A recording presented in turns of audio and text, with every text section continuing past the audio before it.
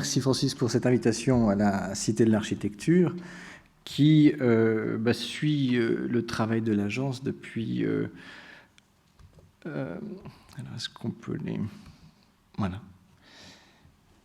La Cité de l'Architecture qui suit le travail de l'agence depuis déjà plus de 15 ans et qui connaît le travail que nous faisons. L'agence est effectivement basée à Lyon, mais depuis 5 ans, on a ouvert une agence à Lausanne, où j'ai fait une part de mes études.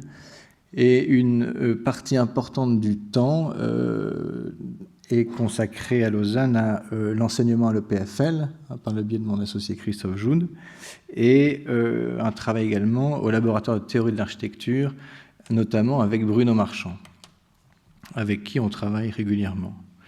Alors, justement, sur ces termes, et puis dans les différents échanges qu'on a eus avec Bruno Marchand, voilà comment lui définit un peu le travail que nous faisons. Parmi ces multiples images narratives, révélatrices des différents emprunts, détournements ou hybridations des projets de l'agence, 2 photos ont particulièrement attiré mon attention. L'une capte une grille structurelle en béton brut, recouvrant un espace éclairé par une grande ouverture horizontale qui cadre une nature tropicale. Dans l'autre, l'objectif du photographe fixe un espace porté, à nouveau par une structure de poutres croisées et recouverte au sol de carreaux de céramique. Ces 2 références émanent de l'architecture brésilienne du second après-guerre.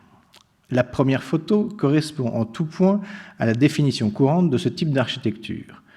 Une version exotique de la modernité architecturale, contaminée souvent par les ressources plastiques du paysage naturel, qui accorde la primauté à l'expression des formes pures, tout en jouant d'effets contrastés avec la végétation luxuriante. L'architecture est élémentaire, radicale, réduite ici à l'expression de la structure à l'état brut et d'un pan vitré en longueur. Par contraste, la deuxième image suscite des sentiments partagés. On hésite, s'agit-il d'un espace intérieur ou extérieur? Le cliché a-t-il été pris dans un lieu institutionnel ou plutôt dans un espace de nature domestique, comme pourrait le suggérer le dessin arabesque des azulejos qui revêtent le plancher? Le trouble découle de la juxtaposition apparemment paradoxale de 2 valeurs distinctes. D'un côté, la structure qui dénote une forme de modernité constructive, et de l'autre, la céramique au sol qui nous fait dériver vers des souvenirs de lieux historiques, des gestes de la vie quotidienne. Ces images illustrent ce que j'appellerais une radicalité familière, une notion que l'on peut rapporter à la production de l'agence. Radicalité familière, dans plusieurs projets, la radicalité ressort de l'utilisation de formes pures ou prismatiques, avec notamment l'expression de résilles structurelles qui crée une figure spécifique, la grille. Certes structurelle et non rhétorique, la grille accorde pourtant à ces objets une ornementation figurative, atténuant l'expression de monumentalité en rendant en quelque sorte familière la radicalité de la forme originelle. Ce petit texte de Bruno Marchand que je voulais quand même citer parce que c'est un peu délicat de définir son architecture, et pas simple d'ailleurs, et je trouve qu'il a trouvé les termes et assez justes pour définir ce travail.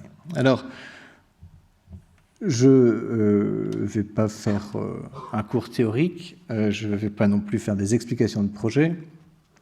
Je vais parler de ces 4 thèmes que l'on travaille suivant les différents programmes qu'on a réalisés, qui sont situation, rationalité, continuité et interprétation.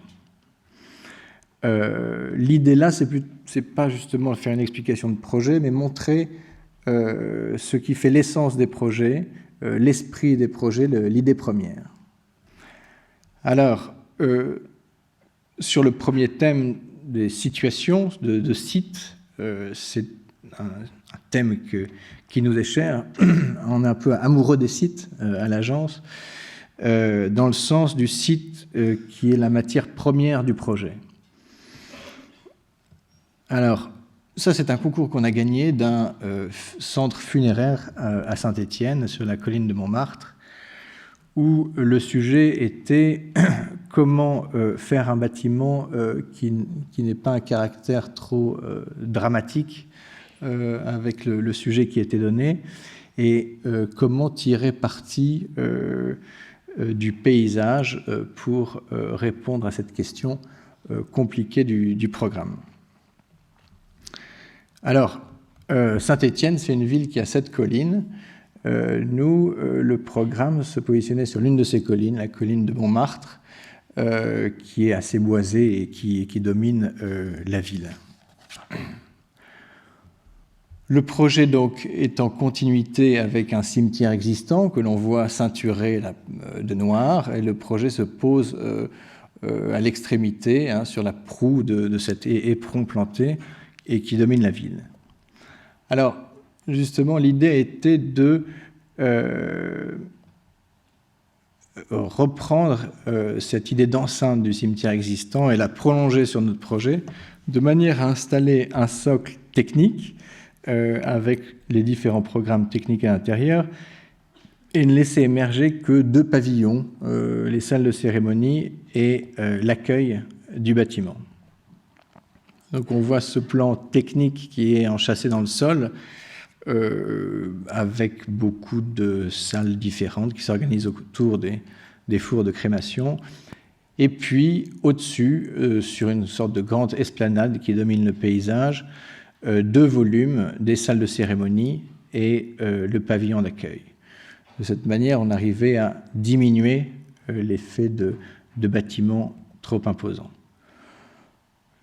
L'atmosphère est calme et sereine, les matériaux sont naturels, et dans les salles de cérémonie, on essaie également de retrouver du paysage grâce au patio dans le prolongement des salles elles-mêmes. Alors, voilà, premier projet qui parle de site et de situation et d'intégration finalement dans une topographie compliquée, de cette forme simple dans ce territoire compliqué.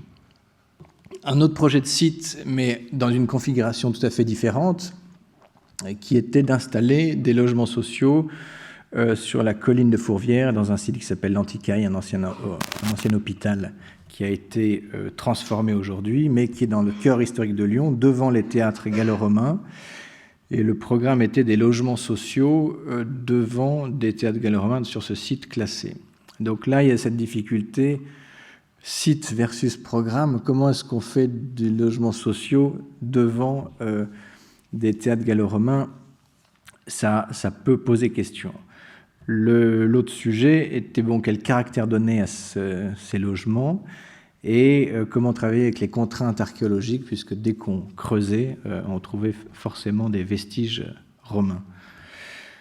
Alors voilà le site avec ces théâtres gallo-romains que vous connaissez peut-être, et le musée de Xerxes que l'on voit au fond avec ses fenêtres qui sortent de la colline, et des grands murs en pierre qui structurent un peu le territoire qui descend jusqu'à la Saône. C'est un site qui est insulaire, avec des grands murs qui le ceinturent tout autour, et on a voulu garder ce caractère insulaire du site. Donc la réponse que l'on a faite par rapport à ces contraintes de situation, c'était de ne pas creuser le sol, d'installer un socle pour y mettre les voitures, qui permettait de définir un rapport clair entre logement et espace public, et travailler sur une trame relativement large de 6,50 m, de manière à éviter d'impacter le sol. Donc voilà la coupe qui s'organise et le rapport entre l'espace public et l'espace privé. Donc cette trame large, liée à une recherche d'impacter le moins possible le sol, a donné des volumes et des surfaces assez simples dans lesquelles on a pu organiser différentes typologies assez facilement sur des surfaces, disons, toutes équivalentes, simplex ou duplex. Sur cette photo, on voit qu'on a uniquement scié ce mur d'enceinte pour garder le plus possible le caractère insulaire du site, et puis ces voiles tous les 6,50 m qu'on a prolongées jusqu'à l'extérieur pour casser un peu le caractère domestique ou la vie qu'on aurait pu trouver sur ces balcons depuis les théâtres gallo-romains. Voilà, c'est un bâtiment en pierre de Villebois et en enduit blanc qui parle encore d'une autre manière de ces de ces contraintes de site et de situation, mais qui ne sont pas des contraintes, qui sont plutôt des atouts, et on essaie d'en tirer parti. Un autre projet d'une école maternelle qui est un projet qui parle plus d'harmonie, de tonalité, de matérialité. En fait, la question ici était la demande d'un maire qui souhaitait un projet de mandat un peu spectaculaire dans le cadre d'une école maternelle. Et toute la difficulté a été de lui expliquer que finalement, ce qui était bien, c'était son village, sa tour médiévale, et que c'était ça qu'il fallait mettre en valeur, et ne pas faire un objet spectaculaire qui masquerait ce qui est déjà là et qui est la grande qualité. Donc, ça a été des longues conversations avec un maire qui était très ouvert et intéressant. On a repris un petit peu des choses qui lui parlent dans son village, comme le thème des pierres plantées qui clôturent les maisons. On retrouve ça pas uniquement sur cette commune-là, mais dans la région. Pour faire la clôture, c'était des croûtes de carrière qui étaient plantées dans le sol. Et donc, on a retrouvé ce système-là pour créer la limite des cours d'école extérieures, des grandes pierres de 2,50 m enfoncées dans le sol, et volontairement un bâtiment très allongé, assez plat, qui laisse justement voir la tour médiévale et le village, et qui sont dans une matérialité du site également. Donc là, c'est plutôt un accord avec ce qu'il y a là et comment révéler le village, quelque chose de qualité qui est déjà là.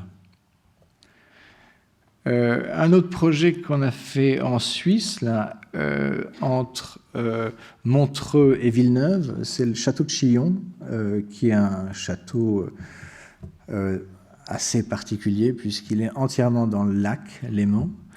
Et là, l'objet était de créer un petit pavillon de service à l'entrée du château. Donc on se retrouvait là encore dans une situation site versus programme, comment faire un pavillon devant un château historique, puisqu'il était construit au XIe, il y a eu des modifications au XIIIe. Il avait une vocation militaire, puis c'est devenu une prison. Je ne sais pas si vous connaissez le prisonnier de Chillon, de Lord Byron. Enfin, il y a toute une histoire de ce château qui a une force assez incroyable dans la mesure où il est dans l'eau, entièrement dans le lac, et ceinturé entièrement d'eau. Et on devait là créer ce petit pavillon d'accueil au droit de l'entrée. Donc, comment travailler sur ce sujet compliqué, dans la mesure où on voulait que ce projet, le château, reste dans l'eau entièrement et ne soit pas relié davantage qu'avec une petite passerelle qui existe déjà. Donc là, c'est plus en proposant de déplacer le programme, de replacer le programme sur les rives et organiser une descente vers le château. La réponse a été justement de travailler en coulisses en fractionnant en deux ce petit pavillon qui n'était pas très grand pour vendre des cartes postales et boire un verre, mais éviter de faire une liaison avec ce château. Donc le premier bâtiment s'intègre dans la pente, le long de ce mur de sédiments qu'on recrée, il organise l'entrée vers le château. Et puis le deuxième qu'on voit ici, lui, s'ouvre sur le lac et avec une petite cafétéria. Alors, voilà, une autre manière de travailler sur le site, c'est quelquefois peut-être de changer l'emplacement qui est proposé, ou peut-être c'était possible, mais nous, on a proposé cette solution. Là aussi, un projet de site encore qui nous intéresse, qui est une petite école primaire que l'on a réalisée il y a quelque temps, qui était l'extension d'une école existante. Donc, à proximité, enfin juste à côté de cette école, le territoire est structuré de cette manière, avec des murs de refend en pierre qui sont des anciennes carrières remblayées. Et donc, on a un dialogue entre ces différentes terrasses qui descendent successivement. Une autre photo de ces terrasses, ça c'est l'école existante, et on voit qu'il y a toujours cette situation de surplomb par rapport à un paysage ou un bâtiment qui se trouverait en dessous. Et puis voilà cette petite école où on devait faire une extension à la place du garage qui se trouve ici. Alors, voilà le programme. On voit qu'il était assez sommaire quand même, où la proposition était d'avoir un rez-de-chaussée, puis 2 niveaux au-dessus, rez-de-chaussée plus 2 niveaux, un bâtiment accolé à l'école existante, et puis un préau qui se trouvait derrière. Et on a privilégié un bâtiment plus bas, justement, rez-de-chaussée avec un seul niveau pour continuer ce dialogue entre les terrasses, décollé de l'école existante et du grand mur de soutènement qui existe avec le préau en partie arrière. Donc le bâtiment, lui, vient se mettre en limite de la parcelle et pas en retrait comme le premier. Et dans l'image qu'on a voulu proposer, c'est un bâtiment qui appartient plus à cette structure de mur-terrasse qui descend qu'un nouvel objet qu'on viendrait créer entre l'école existante et ce qui existe déjà. Voilà, donc ce bâtiment, depuis la cour, apparaît comme un peu le dernier mur des carrières quand on descend. Et puis on s'est attaché aussi à travailler sur les tonalités qui reprennent celles des murs qui existent derrière, avec une matérialité de béton brut et de pierre de Villebois qui est la pierre locale. Voilà. Alors je montre tous ces petits projets de situation, donc des thèmes qui nous sont chers, avec différentes réponses. Il y en a qui sont un ancrage dans la topographie, d'autres une réversibilité d'un dispositif, certains un déplacement du projet, ou une adaptation du programme au site. Voilà les différentes manières de répondre à ces sujets délicats, surtout quand c'est des sites de qualité, comme ceux que je présente. Mais là, l'idée, c'est pas de faire des bâtiments qui se fondent dans le paysage, au contraire, c'est révéler ces paysages avec des formes assez simples et une matérialité. Alors, sur un autre thème de la rationalité, un petit mot sur comment est-ce qu'on peut définir la rationalité. Dans la recherche d'une disposition spatiale, d'une structure ou d'une volumétrie, la claire identification des éléments de la simplicité et leur rapport préside à une rationalité du projet. Ce n'est pas tant la poursuite d'une expression en soi, mais plutôt la reconnaissance d'un bon sens constructif et d'une économie de moyens. Au-delà d'une résolution programmatique, le dessin du plan s'appuie sur diverses qualités d'usage. L'imaginaire de l'usager prend ensuite le pas sur la détermination que nous donnons aux espaces. L'optimisation des éléments qui composent un bâtiment renforce aussi leur signification propre. Cette recherche d'un caractère essentiel peut induire à son tour un intéressant potentiel d'adaptation de l'objet pour d'autres affectations. Donc c'est dans cette perspective que je montre un peu les plans qui parleraient de cette dérationalité. Pourquoi ces plans? Parce qu'au-delà de ce caractère rationnel ou d'un usage assez clair, ces bâtiments offrent une capacité à se transformer ou à avoir différents aménagements de manière assez facile. Et on trouve aujourd'hui que ce devrait presque être un critère de donner la capacité des bâtiments à être transformés, réutilisés. Je pense que c'est un sujet d'aujourd'hui et souvent des volumes simples avec des bonnes hauteurs permettent la réutilisation de ces bâtiments. Alors, un projet que l'on a fait qui était assez singulier, c'est un musée pour Reinhold Wirth. La société Wirth, vous le connaissez peut-être, c'est Fixation Professionnelle. Et Reinhold Wirth, c'est le monsieur qui a inventé le tournevis cruciforme et qui a maintenant une collection d'œuvres d'art très importante. Je crois que c'est la 5e collection au monde. Et son idée particulière, c'est de construire, pas une grosse fondation, mais des musées dans chaque pays où il a un siège social. Donc nous, on a fait le musée Wirth France, qui se trouve à Erstein, en Alsace, à côté du siège social. avec la particularité de faire un musée dans une zone industrielle, à côté d'entrepôts de logistique. Donc, Reinhold Wirth, par exemple, la plus grande collection de dessins de Ingres, et qu'on va exposer là dans un musée, dans une zone commerciale. Donc un sujet assez particulier où la demande était d'avoir une grande salle de 9 mètres de haut pour pouvoir accrocher des tableaux particuliers et retrouver de la lumière naturelle.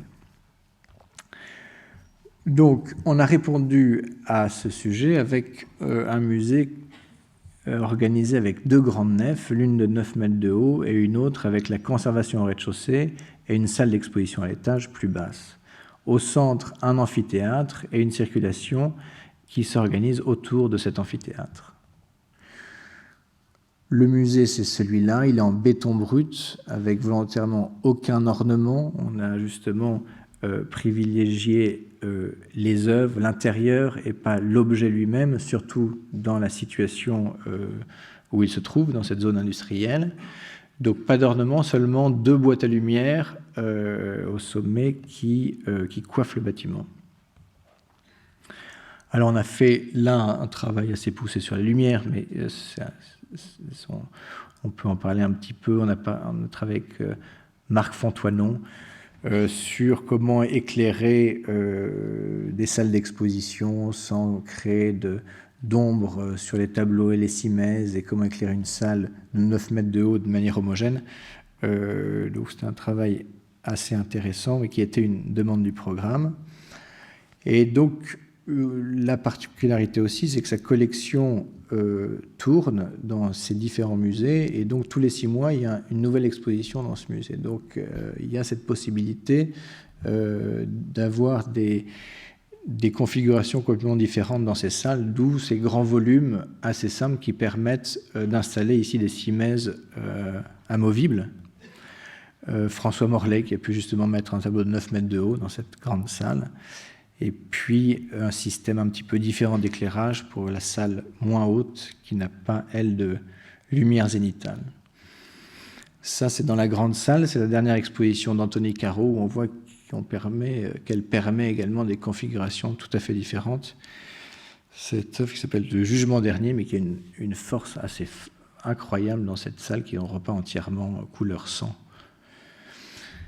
Alors, dans ce thème, toujours qu'on appelait les radicalités, il y a ce projet dont parlait Francis de Lyon Confluence, qui sont 40 logements et des ateliers dans le cadre donc, du projet de restructuration de la Confluence, où le sujet compliqué ici était effectivement le programme que l'on avait, où il y avait une variation très importante de logements, de typologie, parce que, sachant pas qui allait acheter, il fallait avoir le maximum de possibilités possibles.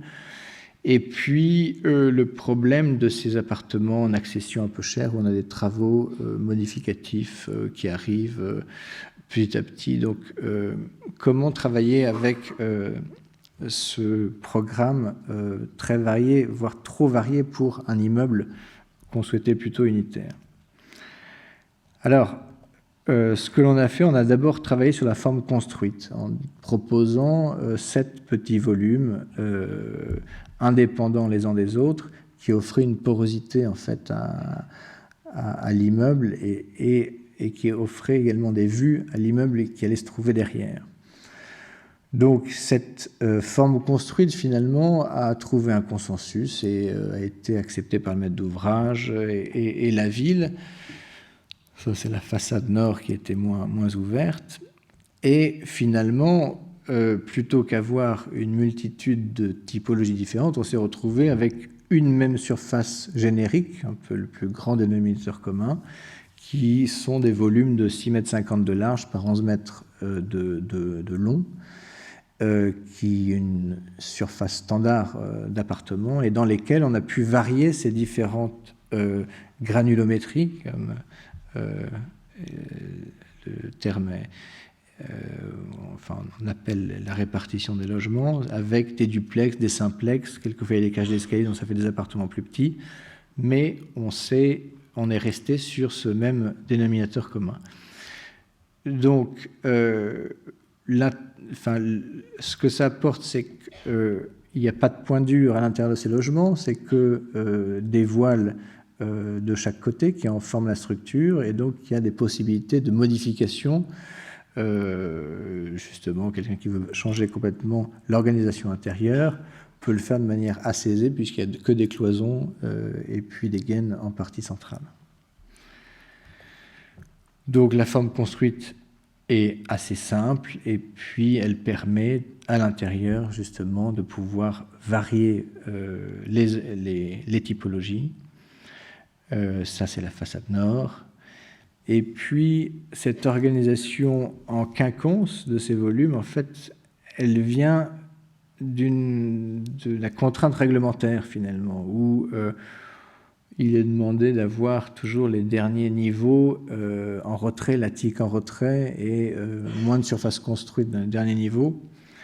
Donc, cette quinconce permet finalement de répondre à cette demande réglementaire et d'avoir des duplex plus importants qui ont accès sur les terrasses voisines. Et puis voilà les systèmes d'occultation de ce bâtiment, un peu sans concession, mais reprendre ces volets persiennés donne un peu un caractère familier à l'ensemble. À Paris-Saclay, sur le plateau de Paris-Saclay, campus de Paris-Saclay, on réalise en ce moment, c'est en construction, 1000 logements étudiants pour l'école centrale. Donc cette grande pièce urbaine qui se trouve ici, et qui se trouve à côté des grandes écoles. Donc l'école centrale est là, ce que j'ai montré c'est ici, l'îlot B, et puis il y a l'école normale supérieure qui se trouve ici. Donc ce sont des grandes surfaces, des grands tènements avec des écoles, des grandes écoles qui s'installent. Et nous, on devait, sur cet îlot, on doit réaliser 1000 logements. Et l'idée était là de se dire, on voudrait garder l'idée de ces grandes parcelles, traiter ça dans l'ensemble et éviter d'avoir un quartier trop domestique de logements, puisque les logements vont se trouver à côté, mais pas en limite de ces grandes écoles. Donc sur la parcelle, simplement était planifiée une série de logements au nord, et on devait composer avec ce tènement. Donc l'idée était de s'appuyer sur ces immeubles qui allaient être réalisés et fermer l'îlot de manière à travailler sur une surface importante. Je n'ai pas précisé que ce projet, on le fait également avec l'AN en association, on n'est pas les seuls architectes. Et donc, on retrouve ici, en fermant ce grand tènement, une grande pièce qui est à l'échelle des grandes écoles qu'on trouve à côté. Et donc, on a créé un vide, finalement, à l'intérieur. Et dans ce vide, on s'est attaché à créer des pavillons, un peu à l'image des pavillons des jardins du XVIIIe. On s'est dit on allait faire des cylindres dans ce grand vide, qui serait une manière, finalement, de compléter le programme, puisqu'il y avait une forte densité à réaliser sur le tènement. Donc, voilà ce qui va être construit, mais ça, ce n'est pas nous. Nous, on a complété l'îlot pour le fermer, et on a créé 5 cylindres, qui sont des logements étudiants également, et créé finalement un parc habité et traversé par les étudiants pour accéder à leur logement, et par le public également. C'est un îlot ouvert. Alors, en plan rez-de-chaussée, on voit comment on organise une agora, et puis il y a des grands porches qui regardent un petit peu ce parc intérieur traversé. Et puis ces 5 cylindres qui viennent dans le vide et qui sont une manière particulière d'habiter finalement pour la chambre d'étudiants. Le cylindre permet effectivement d'éviter le couloir que l'on retrouve souvent avec des chambres de chaque côté, avec simplement une distribution par un point, et de travailler des chambres en quartier, ce qui permet d'élargir la chambre du côté de la façade et d'avoir de la place pour mettre le bureau et le lit qui sont souvent assez proches l'une de l'autre. Donc l'organisation fonctionne assez bien pour des logements étudiants. Depuis l'extérieur, on voit ces grands porches qui donnent accès au parc habité avec ces cylindres. Et puis là, on se retrouve dans le parc où on est dans ces cheminements qui passent à travers ces différents cylindres de logement.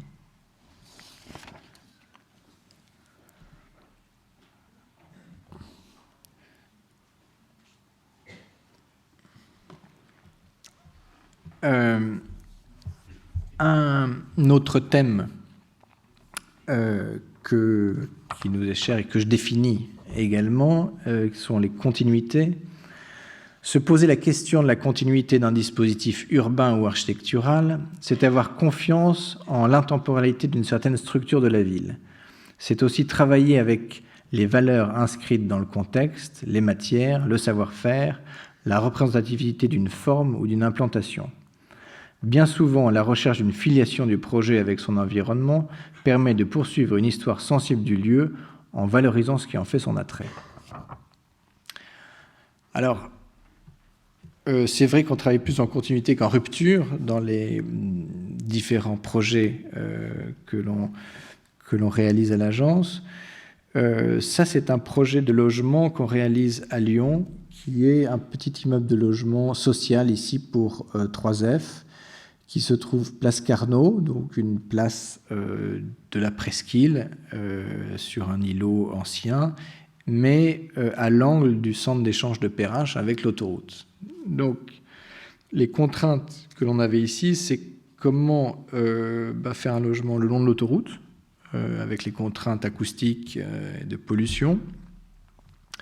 Quel caractère on pourrait donner à ce logement qui fait partie d'un îlot déjà constitué, et puis comment organiser des espaces extérieurs, puisqu'on se retrouve ici effectivement devant une voie extrêmement circulée.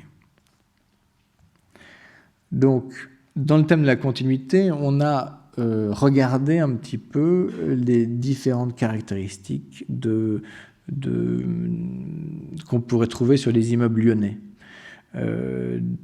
Le long des axes routiers assez circulés, on retrouve souvent le principe de la double fenêtre, qui n'était pas là à l'origine, mais qui est venu par la suite, et qui permet justement de répondre à ce problème acoustique. Donc il y a une fenêtre, un vide, et puis une autre fenêtre derrière. Quelquefois, il y a 30-40 cm entre les deux. Et qui répond aussi à une amélioration thermique, finalement, c'est enfin un tampon entre l'extérieur et l'intérieur. Un autre sujet qu'on retrouve à Lyon, c'est les escaliers d'accès qui sont éclairés naturellement. On trouve des petites verrières sur les toitures. Et puis le thème de la porte cochère, justement cet espace non chauffé qui donne accès au hall d'entrée et qui évite de faire un petit hall fermé. On se retrouve sur quelque chose d'assez lumineux et qui peut avoir une dimension plus importante. Donc voilà cet immeuble en continuité des hauteurs, continuité du socle et des corniches. L'immeuble se trouve ici à droite. Et dans la configuration des plans, on a repris ce thème de la porte cochère, donc avec une partie non chauffée extérieure qui donne accès à la cour, et puis un accès assez restreint le hall d'entrée étant tout ça, mais la partie chauffée n'est qu'en partie centrale. Donc on a repris ce système de la double fenêtre avec simple vitrage extérieur et double intérieur, et puis des volets persiennés entre les deux, ce qui permet de créer un tampon thermique. Et c'est ici qu'on a défini les espaces extérieurs, puisqu'ils étaient quand même peu souhaités le long de l'autoroute. Et donc cette épaisseur, grâce à ces doubles fenêtres, ça nous crée une épaisseur de façade que l'on retrouve là en périphérie du bâtiment, où on organise finalement tous les rangements des logements. Donc ce sont des placards dans les chambres et puis des bibliothèques dans les salons. Donc voilà, ce petit immeuble de logement, finalement, qui a la même façade côté autoroute que côté place. Et d'ailleurs, l'autoroute qui risque d'être déclassée dans quelques années, donc ne pas trop marquer le caractère lié à l'autoroute aujourd'hui. Dans ce thème toujours, c'est un îlot qu'on a gagné à Lyon-Confluence, donc qui se trouve sur l'esplanade François Mitterrand, en face d'une darse qui existe, et puis à côté de l'îlot qui est en train de réaliser Herzog et de Meuron. Donc c'est 5 bâtiments qui s'organisent ici, un projet qu'on fait avec l'agence Dinner et Dinner à Bâle, avec un bâtiment un petit peu statutaire qui vient sur la place François Mitterrand. Et une contrainte dans le concours, les volumes, les hauteurs, les épaisseurs étaient très définis par Herzog et de Meuron, qui sont l'urbanisme de l'ensemble. Donc, ce sont plutôt qu'est-ce qu'on peut proposer d'autre que varier le master plan qui était lui-même assez clair et très défini. Donc sur l'immeuble principal qui donne sur l'esplanade, on a finalement travaillé sur le thème de l'évolutivité. En se disant, finalement, les immeubles de rapport qu'on connaît, l'immeuble ancien, ça c'est 2 immeubles qui se trouvent à Lyon. J'ai eu mes bureaux dans cet immeuble, aujourd'hui je suis dans cet immeuble-là. Ils ont une qualité, c'est qu'il y a des bureaux et des logements dans le même immeuble. Avec une façade un peu générique, ces immeubles permettent des transformations assez faciles, pas pour des trop grandes surfaces, mais des possibilités de transformation aisées de bureaux en logements. Donc, ce premier immeuble présenté, on s'est demandé pourquoi est-ce qu'on ne pourrait pas réutiliser ce thème-là et avoir un immeuble mixte, bureau-logement, et qui puisse évoluer en fonction des demandes. Voilà un peu la projection de cette façade avec un immeuble qui a des grandes hauteurs et puis un peu cette ambiguïté entre bureau et logement qu'on souhaitait donner à l'édifice. Finalement, en plan, voilà deux plans d'étage courant. Un qui est logement, avec 2 circulations verticales et puis des appartements dans la totalité. Et celui du dessous, c'est le même plan, mais en configuration bureau. Les gaines sont placées en partie centrale, donc on les récupère en dessous pour les sanitaires des bureaux. Et puis, on porte ce bâtiment sur les poteaux extérieurs. Donc là, il n'y a pas de mur porteur finalement intérieur, il n'y a qu'une file de poteaux en partie centrale et des poteaux en périphérie. Donc, le promoteur archéologique nous suit pour même commercialiser ce bâtiment suivant les nécessités, que ce soit bureau, logement, un petit peu à la demande. Donc, on est allé jusqu'au bout de l'exercice en proposant pour chaque étage une hauteur de 3 mètres libres sous plafond, avec une structure porteuse sur les poteaux extérieurs et en gardant une façade légère, puisque sur cet îlot, il y avait une demande de matériaux biosourcés importante. Donc, limiter la quantité de béton et aller jusqu'au bout sur le caractère réversible et l'évolutivité de l'immeuble. Toujours sur cet îlot, on a travaillé sur un petit bâtiment de bureau ici, de tertiaire, rez-de-chaussée avec 2 niveaux.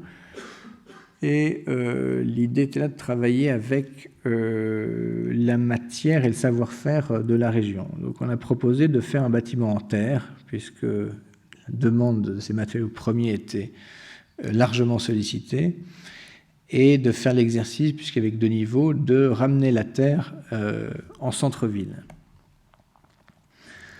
Ça, c'est la carte des terres en France. On s'aperçoit que la région lyonnaise, il y a une grande tradition de pisé. Il y a énormément de bâtiments pisés en périphérie.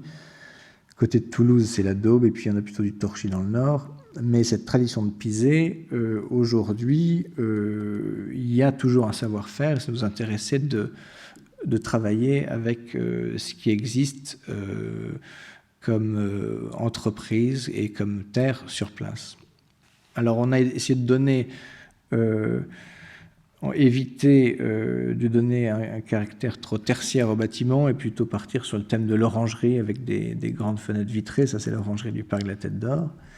Et donc c'est un bâtiment dont la structure est faite de murs en pisé et le noyau central et les planchers en bois.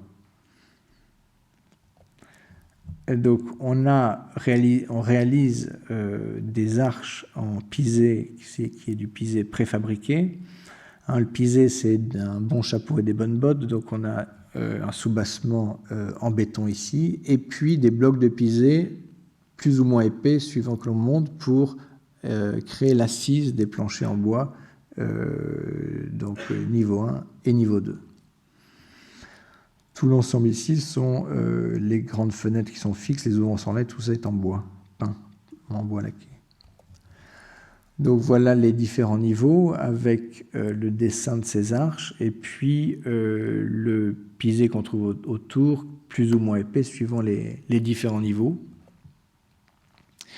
Voilà le calpinage de ces blocs de pisé qui font en gros 2 mètres de long par 1 mètre de haut et qui sont la seule manière finalement de réaliser des arches constructivement. Ça, c'est un projet de Martin Rohr qu'il a fait à l'ETH à Zurich en pisé préfabriqué et c'est la manière avec laquelle on peut réaliser des arches. Alors on a fait des essais de cette matière aux grands ateliers de l'île d'Abo en essayant de récupérer la terre du site et la transformer pour voir si on pouvait avoir une bonne qualité de terre, et puis d'autres essais avec de la terre locale. Ça, c'est la manière de monter ces blocs de pisé préfabriqués, de gommer les joints à la terre. Et puis, voilà, ce petit bâtiment. Donc, on est en train de faire ces prototypes, en train de regarder les faisabilités techniques de tout ça, mais la particularité qu'on a ici, c'est qu'on retrouve, tenter de retrouver le pisé en centre-ville de Lyon, qui a une histoire et un savoir-faire. On voit d'ailleurs qu'il y a des entreprises, assez peu, mais quelques-unes, qui ont toujours ce savoir-faire du pisé et qui les réalisent en fait à pied d'œuvre avec un tas de terre important. Ils réalisent les blocs préfabriqués devant le projet. Il y a une sorte de bâche qui les couvre et puis ils les montent les uns après les autres pour réaliser les façades. Donc espérons qu'on puisse aller jusqu'au bout avec cette expérience. Interprétation, là aussi c'est quelque chose qui est important dans les projets qu'on propose et qu'on définit de la manière suivante. Chaque projet trouve son identité particulière dans l'interprétation que nous faisons du site, mais aussi par une nécessaire réexploitation de langages différents à différentes échelles. Ceux-ci sont hybrides, détournés, pour accueillir un sens nouveau dans le lieu et produire de nouvelles images. La notion d'ambiance et d'atmosphère sont une ressource projectuelle importante. Elles s'enracinent aussi dans la transposition des émotions que nous ressentons dans les espaces de notre quotidien. Notre propre expérience d'un lieu est la première interprétation de ses qualités spatiales. Pardon. Alors dans ce thème-là, un bâtiment qu'on a fait à Saint-Étienne, qui est un Amical Lake, un petit bâtiment public, un bâtiment multi-usage pour des enfants, pour de la danse et des bureaux également, avec la demande à Saint-Étienne de remettre en valeur les cœurs d'îlots qui sont un peu abandonnés, donc essayer de les faire revenir vers l'espace public. Et puis le sujet était également quelle matérialité aujourd'hui pour Saint-Étienne avec son passé industriel, qu'est-ce qu'on peut proposer comme matière aujourd'hui. Donc ce bâtiment se trouve sur la place Jacquard, une place qui a été refaite dernièrement, et le PLU proposait un bâtiment en alignement des bâtiments existants, donc de façade à façade. Mais dans la mesure où cette PPUP proposait de réouvrir les cœurs d'îlots, on a proposé justement de retourner le bâtiment et d'avoir, disons, pignon sur place pour venir chercher la vue et puis la lumière vers ces cœurs d'îlots. Donc, le bâtiment est organisé de la manière suivante, c'est 3 lanières différentes. Une première qui est la cour d'entrée, la deuxième c'est le bâtiment proprement dit, et la troisième c'est un jardin en pleine terre. Donc on a 7 mètres entre ces deux voiles, ce qui permet d'avoir un accueil petite enfance en bas, des salles d'activité au-dessus, danse, etc. Et puis des bureaux en partie haute. Donc là, on voit ce bâtiment justement qui a pignon sur place et qui vient de chaque côté s'ouvrir sur les cœurs d'îlots un petit peu abandonnés. La matérialité de ce bâtiment, c'est de la brique, une brique massive assez large et assez plate, hein, qui n'est pas la même forme que les briques standards. Et c'est une brique grise finalement qui a la même couleur que les pierres calcaires qui forment les bâtiments de Saint-Étienne et qui sont souvent badigeonnés à la chaux pour les protéger. Donc c'est un peu la couleur que l'on retrouve dans ces cœurs d'îlots qu'on a fait sortir là jusqu'à l'espace public. Donc c'est un bâtiment en béton intérieur, isolation et puis briques à l'extérieur, donc béton pour ces questions de pérennité intérieure. Voilà, depuis les cœurs d'îlots, donc on vient rechercher la place et l'espace public. Ça, c'est la cour d'entrée. Et puis voilà comment on regarde autrement ces cours depuis l'intérieur du bâtiment, ces cours qui étaient toujours fermées et qui ont un caractère d'ailleurs un peu cinéma, abandonné, mais donc il y a une manière de les regarder aujourd'hui différemment. Et puis l'intérieur de ce bâtiment qui est donc en béton brut pour les différents usages, et puis dans des couleurs volontairement neutres, puisque les activités, les dessins des enfants feront la vie intérieure de ce bâtiment. Un projet que l'on a réalisé à Orléans, qui est le siège social de la région Centre, dans le cœur historique, entre la cathédrale et la Loire. Un projet compliqué parce que comment construire 7000 mètres carrés de bureaux dans un tissu moyenâgeux avec pas d'accès, hein, il n'y a que des petites ruelles, donc un camion ne peut pas arriver à pied d'œuvre.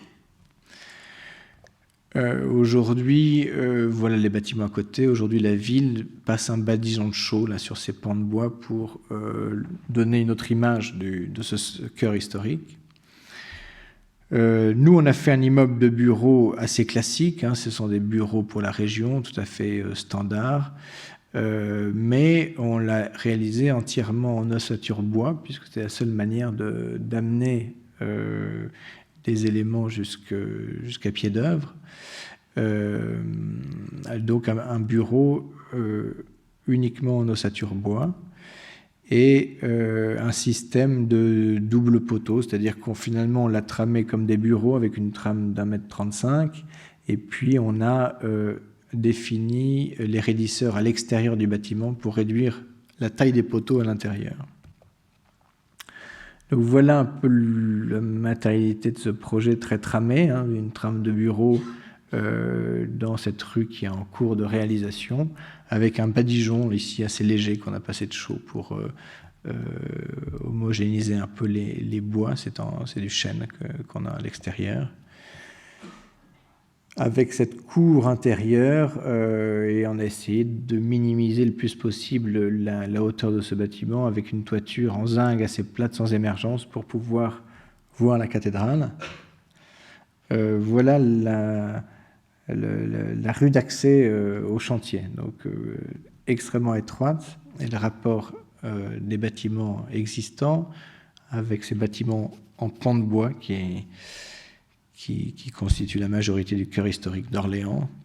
Et voilà l'entrée du bâtiment de la région.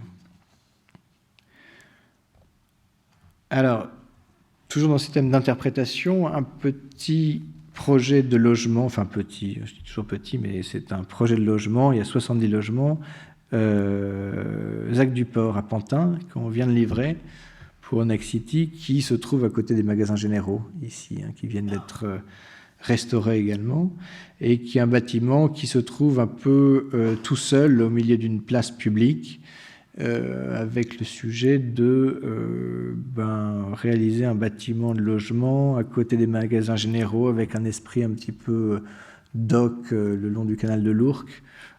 Voilà comment est-ce qu'on a travaillé avec ces éléments-là qui nous intéressent. On a finalement organisé un immeuble à cour avec des salons entièrement traversants depuis la cour jusqu'à l'extérieur, et on a souhaité avoir beaucoup de lumière dans les appartements. Donc on a repris l'image connue de la maison de verre de Pierre Charot, où avec la brique de verre on arrive à amener beaucoup de lumière depuis les cours, et qui permet également une certaine intimité dans le logement. On a même fait refaire la brique de verre de la maison de verre, puisqu'il y avait une quantité suffisante et l'entreprise a bien voulu refaire le même dessin avec ce rond bien caractéristique au centre.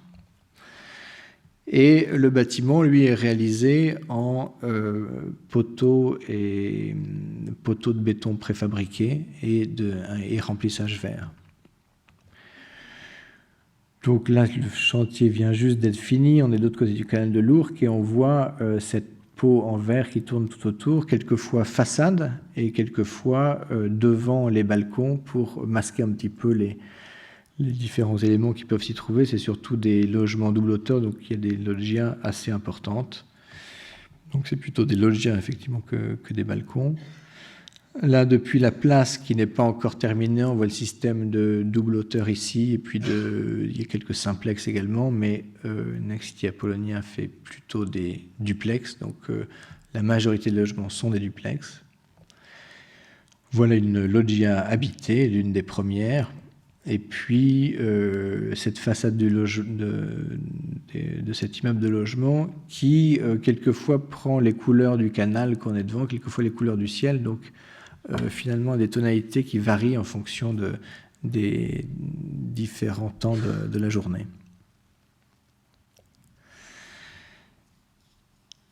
Alors, peut-être un dernier projet à Lyon, qui est le quartier de la Part-Dieu, qui est ce quartier des années 70, le quartier de bureaux, qui est en pleine restructuration. L'AUC s'occupe de ce projet et voilà un petit peu la maquette qui préfigure ce nouveau quartier. C'était un quartier essentiellement de bureaux qui va devenir maintenant bureaux, logements, équipements, enfin un vrai quartier, avec quand même quelques bâtiments très forts et un peu iconiques de Prouvé, de Zumbrünnen, qui ont des vraies qualités et de façade et d'usage. Il y avait des plans très intéressants. Et ce caractère-là, il ne faut pas qu'il disparaisse à la Part-Dieu. Donc, nous, le projet qu'on réalise, c'est une des premières pièces qui est devant la barre d'Ossay. C'est une barre qu'a réalisée Zumbrünnen dans les années 70. Et dans ce jardin-là, on doit réaliser des logements et des bureaux avec 51 ports en part, et puis nous qui sommes en charge de l'immeuble de bureau qui se trouve le long de l'avenue Vivier-Merle. Donc la barre d'Ossay, c'est la barre d'Ossay, c'est quand même assez caractéristique de l'époque, mais avec des typologies très bien organisées, et puis des vraies qualités de façade, puisque la majorité de ces façades n'ont pas bougé dans le temps. Alors, nous, on a souhaité finalement travailler avec ce bâtiment plutôt que lui tourner le dos.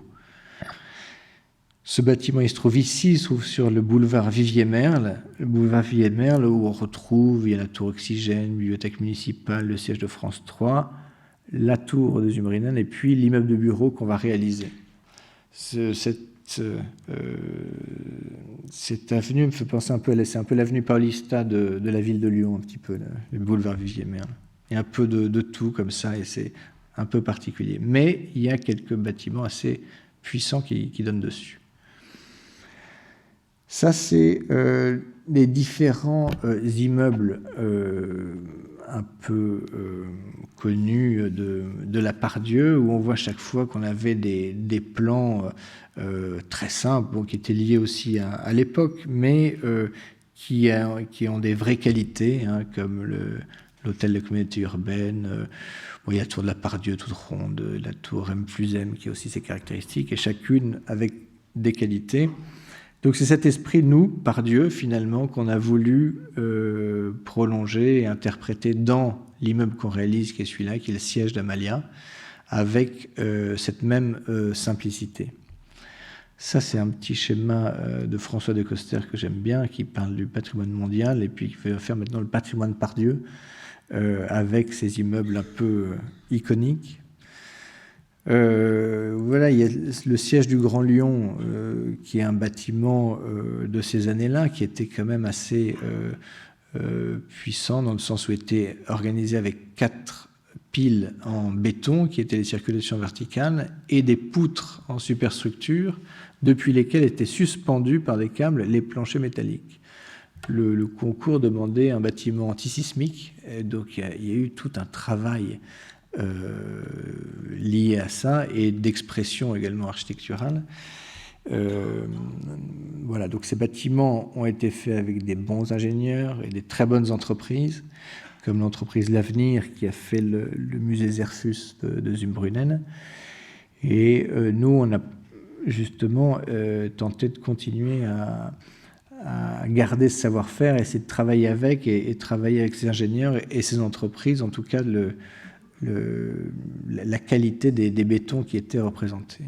Voilà l'immeuble, nous, qu'on réalise, donc dans cet esprit Pardieu, avec 2 noyaux en béton brut, intérieur qui sont des circulations, et puis une structure en béton préfabriqué à l'extérieur, avec des systèmes de double poteau, finalement, un à l'extérieur, l'autre à l'intérieur, avec l'isolation qui passe entre les deux.